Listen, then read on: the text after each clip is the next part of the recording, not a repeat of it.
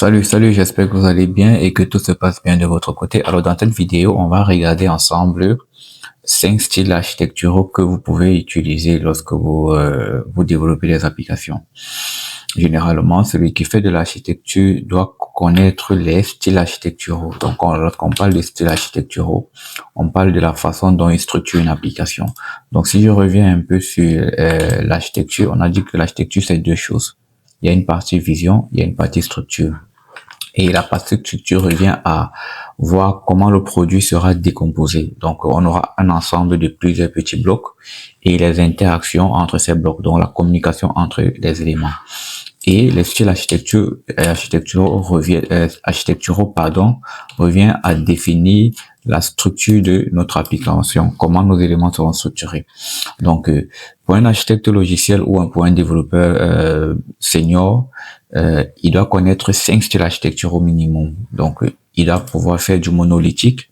Alors, lorsqu'on parle de monolithique, on a une application qui est en bloc et le bloc va communiquer avec un autre bloc. Bien évidemment, ça a ses avantages et ses inconvénients. On a la partie une structure en couche. Donc, une application aura plusieurs couches. On aura par exemple une couche n tiers. Le n peut être un nombre qui peut être 3, qui peut être 4, qui peut être 5. Ça dépend de comment on découpe l'application.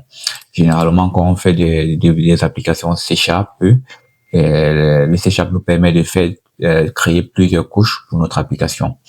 Une architecture orientée service. Donc, lorsqu'on parle de orientée service, c'est une application qui a été développée en silo. Donc, le silo revient à dire que lorsqu'on a fait une étude des besoins, le besoin n'était pas totalement compris, ou bien les besoins ont émergé avec le temps. Donc, ce qu'on a fait, c'est qu'on a développé une partie de l'application et ainsi de suite et ainsi de suite. Lorsque l'application a grandi, on a créé un bus d'événements qui a, relié toutes les différentes parties de l'application.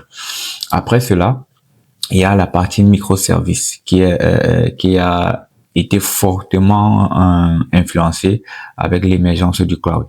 Donc, les architectures microservices seront fortement déployées dans des conteneurs et avec du cloud. Et il faut connaître les éléments des cloud providers pour pouvoir les créer. Il faut structurer l'application en petits composants ou en microservices. Il faut connaître la communication. Et après, vous allez développer des architectures pilotées par événement, qui est une évolution des architectures microservices. Au lieu d'avoir un service A et un service B qui communiquent directement par des requêtes HTTP, vous allez mettre en place des événements. Donc, un autre service A va communiquer avec un autre service B avec au milieu un channel qui peut être un distributeur d'événements pour faire communiquer les éléments. Et un peu plus bas, vous avez les architectures cloud. Alors, cette partie-ci, ça vient avec les cloud providers et les différentes dérivés. On va par exemple prendre les serverless, les cloud hybrides. On va prendre tous ces éléments-là pour pouvoir faire une architecture. Donc, je vous donne rendez-vous dans des prochaines vidéos pour entrer en profondeur sur chaque style architectural. Bye.